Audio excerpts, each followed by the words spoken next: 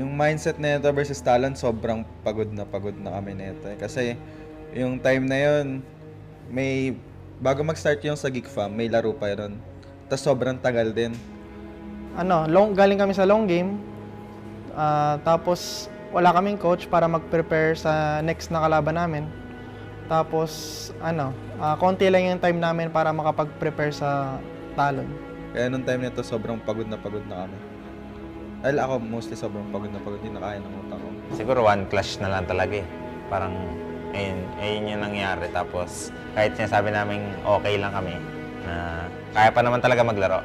Tapos siguro yung parang nadidistract na rin siguro ng onti lang naman. Naisip ko parang unlucky kasi parang pa lang naman, first major pa lang. Tapos ang nangyari is parang pampalubag loob yung ganong thinking na uy, parang one clash away lang talaga. Pasok